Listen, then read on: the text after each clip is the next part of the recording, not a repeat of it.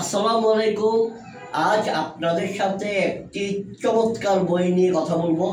খুবই চমৎকার একটি বইয়ের রিভিউ নিয়ে হাজির হলাম। বলতে পারেন অনেকদিন পর আমি বুক রিভিউ নিয়ে হাজির হলাম। আজকে আমি যে বইটা নিয়ে কথা বলবো, বইয়ের নাম হচ্ছে অ্যানিম্যাল ফার্ম। অ্যানিম্যাল ফার্ম লেখক হচ্ছেন জর্জ অরওয়েল। যারা বই পড়েন তারা কম বেশি অনেকেই এই বইটার সাথে পরিচিত। এই বইটা অনেকেই পড়েছেন, এমনকি এই বইটা না পড়লেও অনেকেই এই বইটার নাম অন্তত শুনেছেন। এই অ্যানিম্যাল ফার্ম বইটা নিয়ে আজকে কথা বলবো জর্জ অরওয়েল। তো জর্জ অরওয়েল যখন এই বইটা লিখছিলেন তখন তিনি টিউবারকুলোসিস রোগে আক্রান্ত ছিলেন। তো টিউবারকুলোসিস রোগে তিনি আক্রান্ত ছিলেন। তো এই বইটা খুব সম্ভবত 1943 সালের দিকে লেখা শেষ হয়ে যায়, কিন্তু বইটা প্রকাশিত হয় 1945 সালে। 1945 সালে বইটা প্রকাশিত হয়।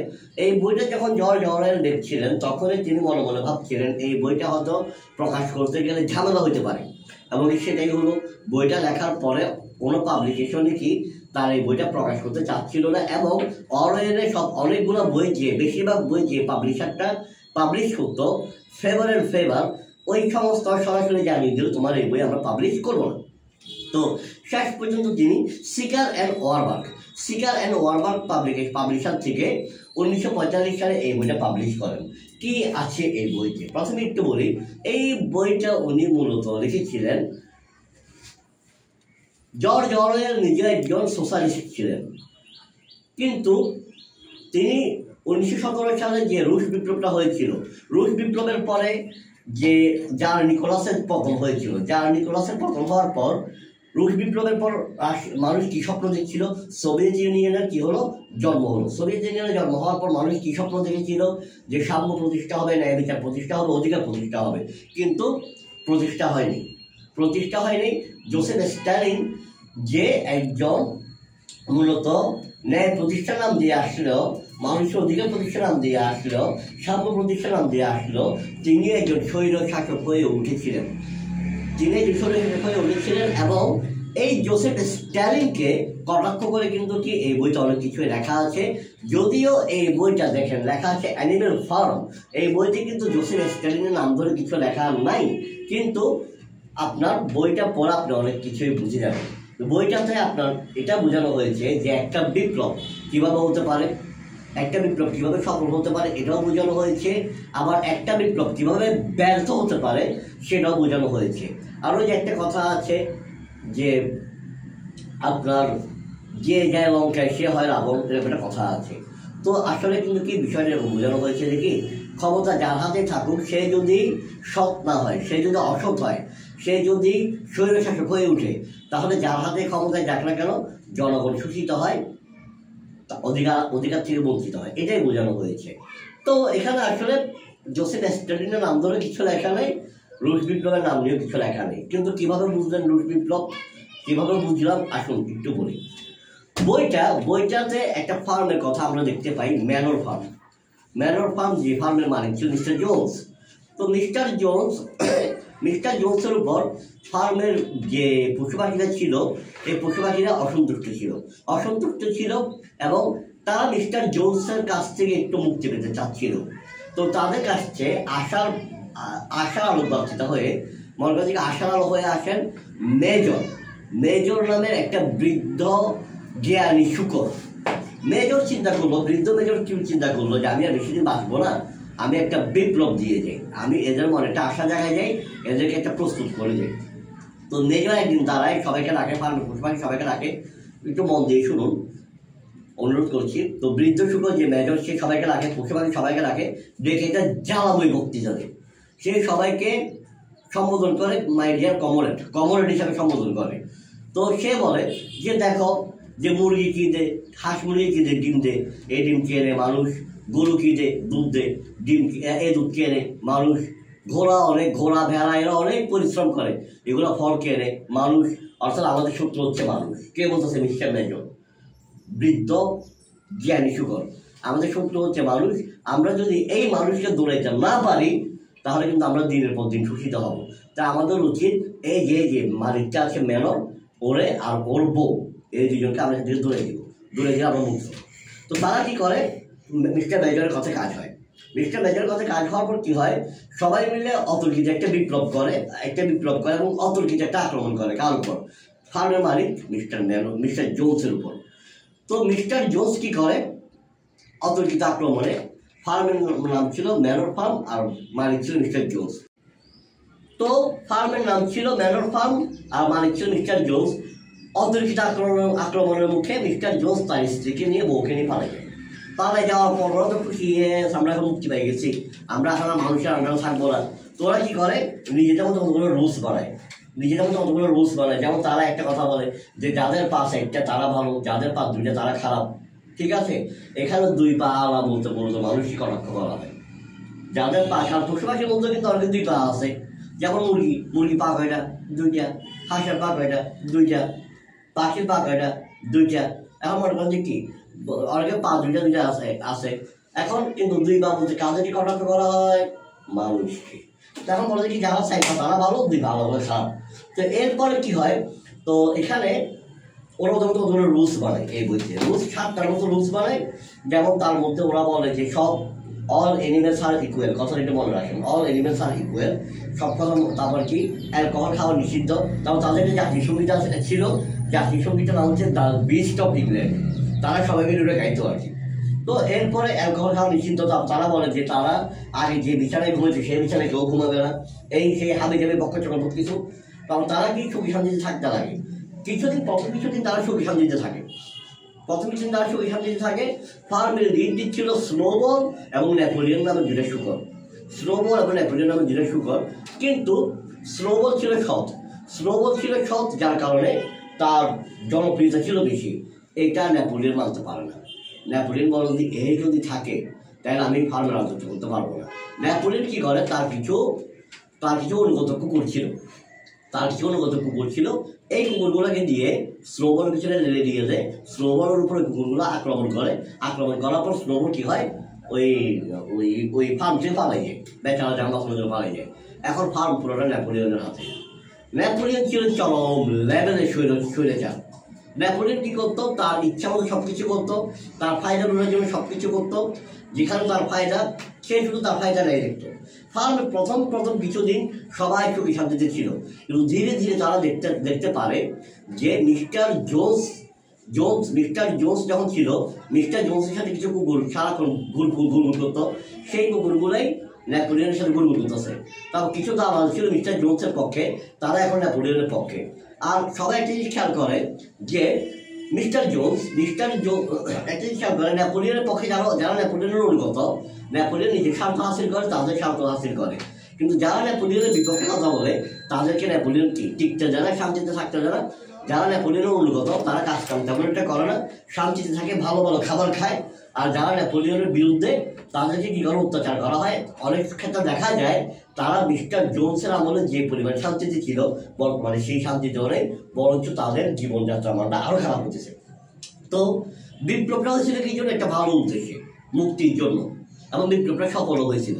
কিন্তু বিপ্লব হওয়ার পর যখন নেপোলিয়নের হাতে ক্ষমতা যায়, একজন স্বৈরাচারের হাতে, তখন দেখা যায় যে কি ফার্মে যারা শুধু নেপোলিয়নের পা চাটা গোলাম, তারাই শান্তিতে থাকে, বাকিদের কি হইতে থাকে, কষ্ট হইতে থাকে।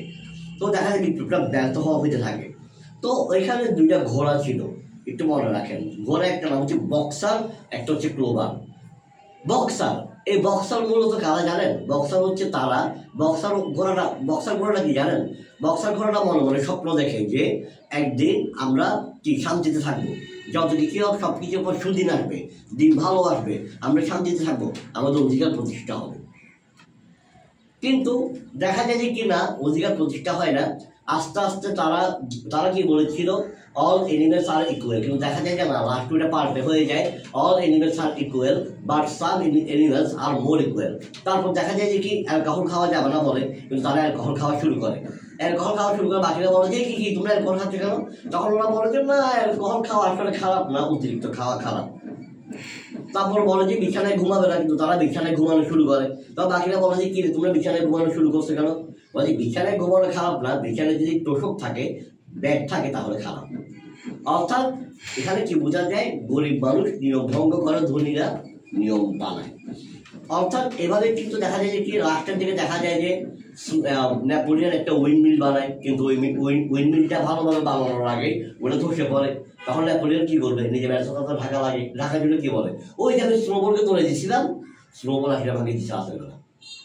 অর্থাৎ প্রতিপক্ষের উপর কীভাবে দোষ চাপায় দেওয়া হয়, এটাও কিন্তু এই উপন্যাসে দেখানো হয়েছে। তো শেষের দিকে দেখা যায় যে কি, মানুষকে দৌড়াই দিয়েছিল, মিস্টার জোন্স ছিল মানুষকে দৌড়াই দিয়েছিল। দেখা যায় কি, তারা আবার ওই নেপোলিয়ন এবং তার সাঙ্গপাঙ্গরা আবার মানুষের সাথে কি করে, ব্যবসা বাণিজ্য শুরু করে, মানুষের সাথে লেনদেন শুরু করে, মানুষের সাথে আড্ডা দেওয়া শুরু করে, মানুষের সাথে মেলামেশা শুরু করে।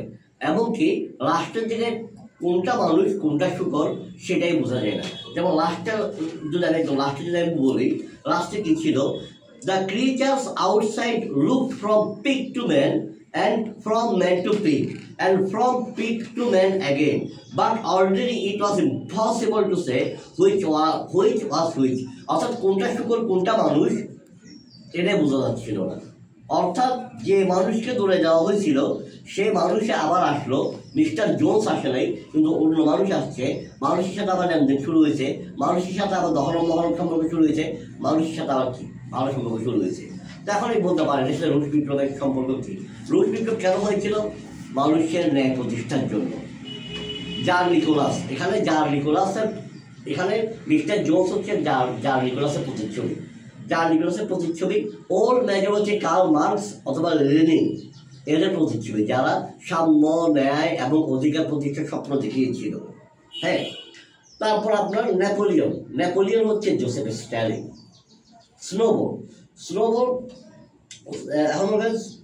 স্নোবল হচ্ছে লিওন ট্রটস্কি, যাকে নেপোলিয়ন ধরে দিয়েছিল। আর লিওন ট্রটস্কি যাকে স্ট্যালিন ধরে দিয়েছিল, নির্বাচিত করেছিল। আর নেপোলিয়ন হচ্ছে এখানে জোসেফ স্ট্যালিন, যে অত্যাচার করত জনগণের উপর। অর্থাৎ একটা উপন্যাসের মধ্যে আপনি ওটাকে স্যাটায়ার বলতে পারেন অথবা পলিটিক্যাল অ্যালিগরি বলতে পারেন। একটা উপন্যাসের মাধ্যমে আপনার পশুপাখির মাধ্যমে বাস্তব জীবনের চিত্রটাকে তুলে ধরা হয়েছে। 1945 সালে যে উপন্যাসটা প্রকাশিত হয়েছিল, এখন 2025 সাল, কত বছর গেল? 80 বছর। 80 বছর পরেও কিন্তু এখনো এই উপন্যাসটা অনেক ক্ষেত্রে প্রাসঙ্গিক। সবচেয়ে মজার কথা কি জানেন? এই উপন্যাসটা যখন প্রকাশিত করা হয় তখন অনেক দেশে এই উপন্যাসটাকে নিষিদ্ধ করে দেওয়া হয়। তার মধ্যে একটা দেশ ছিল আমেরিকা, ব্রিটেন, তারপর আপনার কেনিয়া, এই দেশগুলোতে এই উপন্যাসটাকে নিষিদ্ধ করা হয়। কিন্তু পরবর্তীতে CIA এটা রাইট নিয়ে আপনার অ্যানিমেটেড ফিল্ম বানায়। তো প্রকাশের 80 কিরকম প্রাসঙ্গিক আপনি দেখেন। বিপ্লব এখানে মূলত আপনার বোঝানো হয়েছে, একটা বিপ্লব যখন হয়, কেন হয়? মানুষের অধিকার প্রতিষ্ঠার জন্য, মানুষের ন্যায় প্রতিষ্ঠা, অর্থাৎ ন্যায় বিচার প্রতিষ্ঠার জন্য, অধিকার প্রতিষ্ঠার জন্য, সাম্যের জন্য। কেন? কারণ যে বিপ্লবের মাধ্যমে যে সরকারকে উৎখাত করা হয়, কেন উৎখাত করা হয়? সে নিশ্চয়ই জনগণের উপর জুলুম করতেছে, জনগণের অধিকার প্রতিষ্ঠা করতে পারতেছে না, ন্যায় বিচার প্রতিষ্ঠা করতে পারতেছে না, সে নিজের ফায়দা লুটতেছে, জনগণের ক্ষতি করতেছে, সেই জন্য যে বিপ্লবটা হয়। কিন্তু বিপ্লবের পরে যে ক্ষমতায় আসে সে যদি সৎ না হয়, তাহলে কিন্তু কি সেও শোষক হয়ে উঠতে পারে, এবং যেই শোষক হয়ে উঠুক, যেই স্বৈরাচারী হয়ে উঠুক, তার শোষণটা বিভৎস হতে পারে, যেটা এই উপন্যাসের মাধ্যমে দেখানো হয়েছে। অর্থাৎ একটা বিপ্লবের পর যে সরকার ক্ষমতায় আসবে, সে যদি সৎ হয়, সে যদি মানুষের অধিকার প্রতিষ্ঠা করে, ন্যায় বিচার প্রতিষ্ঠা করে, সাম্য প্রতিষ্ঠা করে, তাহলে তো ভালো, কোনো কথা নেই। কিন্তু যদি প্রতিষ্ঠা না করে, তাহলে মানুষের ভাগ্যের পরিবর্তন হয় না, মানুষের ভাগ্য আগের মতোই থাকে, বরঞ্চ খারাপ হতে পারে। এটাই কিন্তু কি এই উপন্যাসে দেখানো হয়েছে। তাই বলে বিপ্লবকে দোষারোপ করতে পারবেন না, যে বিপ্লবটা হয়েছে ওটাও দোষারোপ করতে পারবেন না। বিপ্লবটা মানুষ কেন করেছিল? তাদের অধিকার প্রতিষ্ঠার জন্য, স্বৈরশাসক থেকে মুক্তির জন্য, ন্যায় বিচার প্রতিষ্ঠার জন্য। তো বিপ্লবে যারা সফল হয়েছে তাদেরকে আমরা ক্রেডিট দিতেই হবে। কিন্তু এরপরে যদি কোনো শাসক এসে ওই বিপ্লবটাকে ব্যর্থ করে ফেলে, তাহলে তো সবচেয়ে বড় ব্যর্থতাটা ওই শাসকের। তখন জনগণ আবার খেপে যায়, যদিও এখানে এভাবে রাষ্ট্র দেওয়া নেই, তখন জনগণ আবার ক্ষিপ্ত হয়, এবং কি একটা সময় যে স্বৈরশাসক হয়ে ওঠে তাকে আবার কী করে, বিতাড়িত করে। যেমন আমাদের দেশে হোসেন মোহাম্মদ এরশাদ সাহেব, উনি যখন স্বৈরশাসক হয়ে উঠেছিলেন, জনগণ তাকে ক্ষমতাচ্যুত করেছিল, জনগণ বিপ্লবের মাধ্যমে তাকে কি করেছিল, ক্ষমতাচ্যুত করেছিল। জনগণ তাকে ক্ষমতা থেকে নামিয়ে দিয়েছিল আন্দোলনের মাধ্যমে, যদিও সেটাকে বিপ্লব বলা যায় না, অনেকটা বিপ্লব বলা যায় না। এরশাদকে ক্ষমতা থেকে যেভাবে নামানো হয়েছে সেটাকে আন্দোলন বলা যায়, কিন্তু বিপ্লব বলা যায় কিনা সেটা নিয়ে যথেষ্ট কথা আছে। আর তবে 24-এ যে গণ অভ্যুত্থানটা হয়েছে, দেখেন এরশাদের পরে যখন আবার স্বৈরশাসক হলো, শেখ হাসিনা এসে আবার স্বৈরশাসক হয়ে উঠলো, জনগণ কিন্তু শেখ হাসিনাকেও কি ক্ষমতা থেকে লাথি মেরে নামিয়ে দিয়েছে। আগামীতে যদি কেউ স্বৈরশাসক হয় তাহলে জনগণ তাকেও নামিয়ে দিবে, আগের পর তাকেও নামিয়ে দিবে। আল্লাহর রহমতে সেও টিকতে পারবে না। কেউ যদি জুলুমবাজ হয়, অন্যায়কারী হয়, তাহলে আল্লাহ রাব্বুল আলামিন তাকেও ক্ষমতায় থাকতে দিবে না, একসময় তারও পতন হবে। যদি এখানে নেপোলিয়নের পতনটা দেখানো হয় নাই, তবে পতনটা হয়। ঠিক আছে, ধন্যবাদ, আসসালামু আলাইকুম।